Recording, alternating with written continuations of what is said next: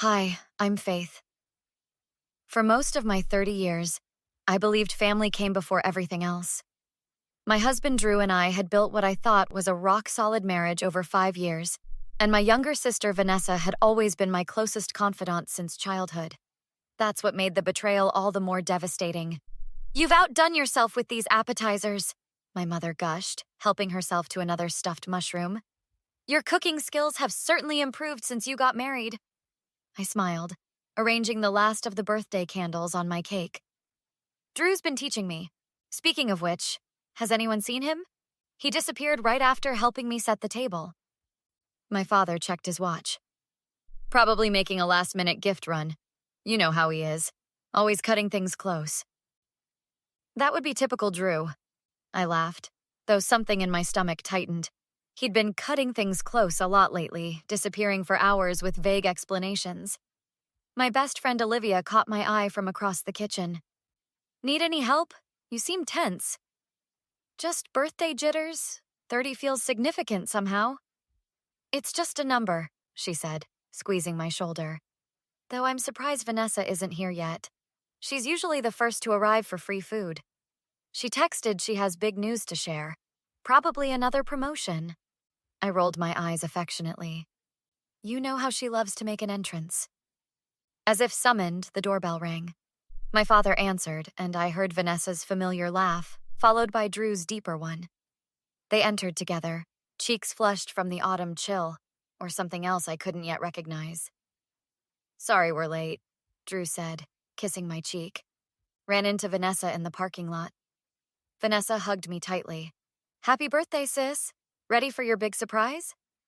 I noticed how her eyes darted to Drew. "You got me a surprise together?" "You could say that," Vanessa giggled, an octave higher than normal. "Let's wait until dinner, though. It's worth the anticipation." Throughout appetizers, I noticed the glances between them. The inside jokes. The way Drew kept checking his phone and Vanessa kept touching her stomach. When we gathered around the dining table, my mother raised her glass. "To Faith, 30 years of bringing joy to our family." "Actually," Vanessa interrupted, standing suddenly, "I'd like to make an announcement." She reached for Drew's hand across the table. "We have something important to share." Drew looked at me, then away. "We didn't plan for this to happen." Olivia stiffened beside me. "What's going on?" Vanessa beamed, placing both hands on her stomach. "I'm pregnant. 12 weeks along." The silence stretched for 3 excruciating seconds before my mother gasped. "That's wonderful, sweetheart. But who—" "Drew is the father," Vanessa said, her eyes challenging as they met mine. "We've been in love for months. We didn't want to hurt you, Faith. But when we found out about the baby, well, we couldn't hide anymore." "Surprise," Drew said weakly. "Aren't you going to say anything?" Vanessa asked, her smile faltering as she took in my expression. "We're still family. I thought you'd understand eventually." Olivia's hand found mine under the table, as everything I thought I knew crumbled around me. "Understand?"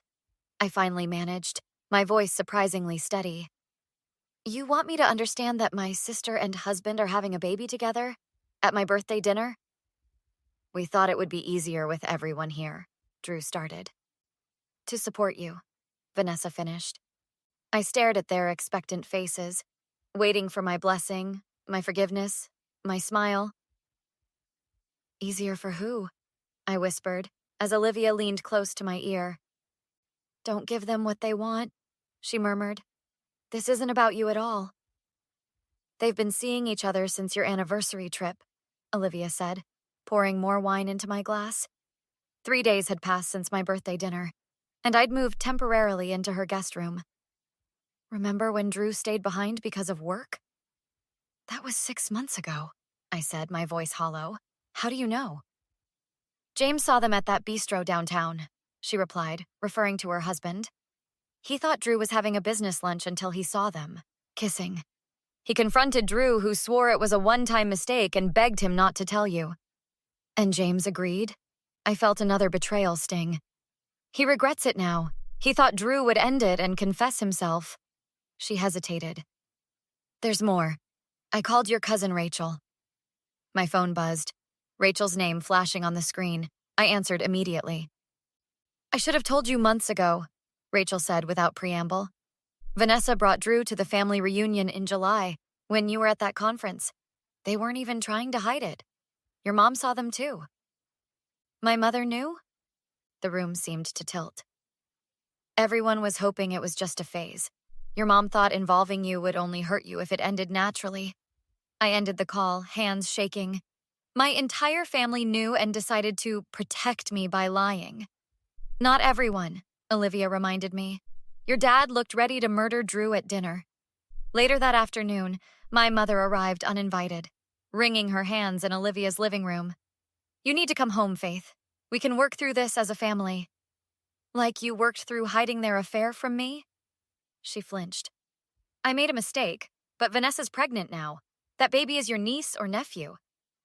And my husband's child, I countered. The husband who's still living in our house? Drew made a terrible mistake, but... A mistake is forgetting an anniversary, Mom. A 6-month affair and pregnancy is a choice. Vanessa has always idolized you, my mother insisted. Everything you had, she wanted.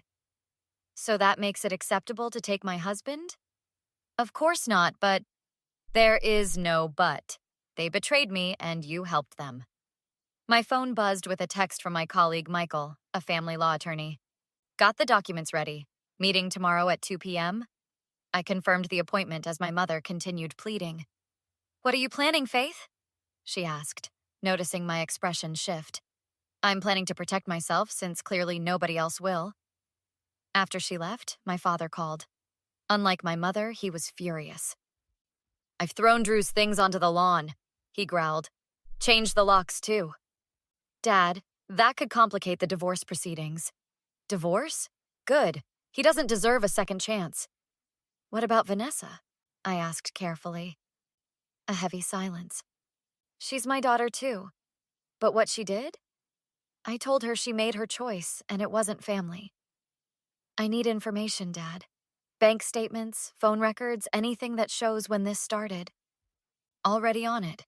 Your sister Charlotte's coming tomorrow. She's ready to help however you need. I closed my eyes, feeling the first glimmer of control. Tell her to meet us at Michael Chen's office. It's time to make a plan. 2 weeks later, I stood in Michael's office with a manila folder of evidence. Bank statements showing hotel charges, text message logs, witness statements from family members and friends. Outside the conference room, Drew and Vanessa waited with their hastily hired attorney. Remember, Michael cautioned, stay calm. Everything we need is in these documents. My sister Charlotte squeezed my hand. We're right here with you. When they entered, Vanessa immediately started crying. Faith, please. This meeting is unnecessary. We're family. Family, I repeated, the word tasting bitter.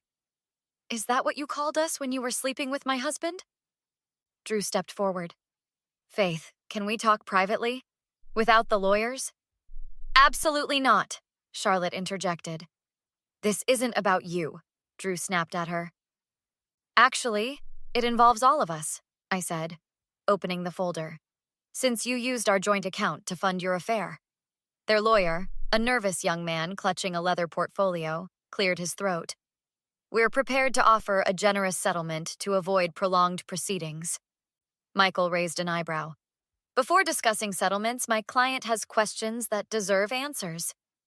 We never meant to hurt you, Vanessa insisted, one hand protectively over her slightly rounded stomach. The heart wants what it wants. When exactly did your heart decide it wanted my husband? I asked, surprised by my steady voice. It just happened, Drew mumbled, unable to meet my eyes. I slid the first document across the table. According to our cell phone records, it just happened 2 weeks after our 5th anniversary. 3 months before you claimed it started? Vanessa's eyes widened. Those messages could be about anything, including the hotel you booked in my name using my credit card? I pushed forward the statement. The one Drew claimed was for a business trip? Their lawyer whispered something urgently to Drew, who shook his head. Faith, Vanessa leaned forward. We were going to tell you eventually. The pregnancy just accelerated our timeline.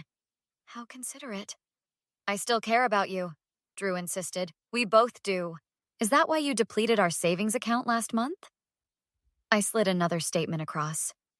Or why you listed our house with a realtor yesterday without telling me? Their lawyer's head snapped up. You did what? Drew paled. I was just exploring options. For your new family, I finished, while attempting to leave me with nothing. You're twisting everything, Vanessa cried. We made mistakes, but we're trying to do right now. The baby deserves... Don't you dare use that child to manipulate me, I cut in. That baby deserves better parents than two people who build relationships on betrayal. I'm sorry, Drew suddenly blurted. God, Faith, I'm so sorry. I never intended... Your intentions are irrelevant, I said. Your actions show exactly who you are. Please, Vanessa sobbed. We're family. We can figure this out. Mom says... Mom doesn't get a vote anymore. Neither do you. Drew slammed his fist on the table. You don't get to dictate terms here. That's my house too, and I have rights. Lower your voice, Michael warned. No! Drew stood, pointing at me. You think you're so perfect, but you pushed me away. You pushed me right to her. Drew, stop, their lawyer cautioned, too late. You frigid, career-obsessed bitch, he snarled. You deserve to be alone. Charlotte started to rise, but I touched her arm. Let him finish. It's all being recorded. Drew's eyes darted to the small device in the center of the table. You planned this? I planned to protect myself, I corrected. Something I should have done years ago. This isn't over, he threatened, grabbing his coat. If you think I'm walking away with nothing after 5 years... Are you threatening my client? Michael asked mildly. Drew's face contorted. You'll regret this, he spat before storming out. Vanessa lingered, tears streaming. Faith, please. He's just upset. We can still be sisters. I looked at her. Really looked at her. For the first time since my birthday. No, I said simply. We can't. 6 months passed before I saw them again. The divorce proceedings had moved swiftly after Drew's recorded outburst and the evidence of financial misconduct. Today was the final hearing, and I entered the courthouse flanked by Charlotte and Olivia. Ready? Charlotte asked as we spotted Drew and Vanessa in the corridor, her pregnancy now impossible to hide. More than ready, I replied, straightening the jacket of my new suit. Inside the courtroom, my attorney presented the final settlement agreement. The judge reviewed it, then addressed us directly. Mr. Calloway, you understand that due to the documented financial misconduct, Ms. Thompson will retain full ownership of the marital home and investment accounts? Drew nodded stiffly. Yes, Your Honor. And the restraining order will remain in effect for 12 months following today's judgment? That's unnecessary, Drew protested. I never intended... Your recorded threats suggest otherwise, the judge interrupted. The order stands. Afterward, in the courthouse hallway, Vanessa approached while Drew spoke with his attorney. Faith, please.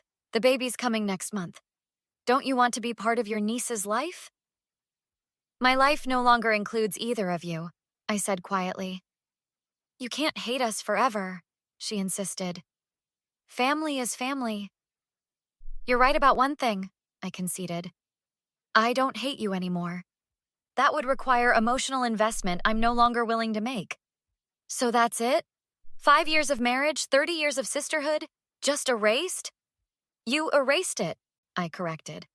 I'm just acknowledging the blank space. Drew joined us, his expression softer than I'd seen in months. Faith, can we talk? Privately? There's nothing left to say. I was wrong, he admitted. The baby, the pressure, it's been overwhelming. Vanessa and I, we're struggling. Maybe we all made mistakes. No, I said firmly. We didn't all make mistakes. You both made choices, repeatedly, deliberately, cruelly. People deserve second chances, Vanessa pleaded. They deserve consequences first, I countered. You have yours now, each other. As we walked away, Olivia whispered, They look miserable. That's not my concern anymore, I replied. Later that evening, I hosted a small dinner for the people who had supported me. Charlotte, Olivia, and James, my father, and my new colleagues from the nonprofit where I'd started working. To new beginnings, my father toasted, and to the strongest woman I know. After dinner, as we cleaned up, Charlotte asked the question everyone had been avoiding. Do you ever wonder about the baby? I placed the last plate in the dishwasher, considering. Sometimes. I hope she has a better moral compass than her parents. And if someday she reaches out to you, that's a bridge I'll cross if I come to it. I closed the dishwasher. But right now, I'm focused on rebuilding my life without looking backward. Are you happy, Faith? Olivia asked gently. I'm getting there, I answered honestly. For the first time in years, my future belongs entirely to me. No one else gets to decide my worth or happiness. As my friends prepared to leave, my father lingered, helping me fold the tablecloth. Your mother asks about you? He said cautiously. She knows where to find me when she's ready to respect my boundaries. He nodded, understanding. You've handled this with extraordinary grace. Not grace, I corrected. Self-respect. Something I had to relearn. After everyone left, I stood on my porch, watching the spring stars emerge. The house was quiet, but it was a peaceful quiet now, not the hollow silence of betrayal. Some people might call my response to Vanessa and Drew's betrayal revenge, but I see it differently. True revenge would have consumed me. Instead, I chose justice, for myself and for the future I deserve. What would you have done in my place? Sometimes the most powerful response to betrayal isn't forgiveness. It's the courage to walk away and rebuild something better from the ashes.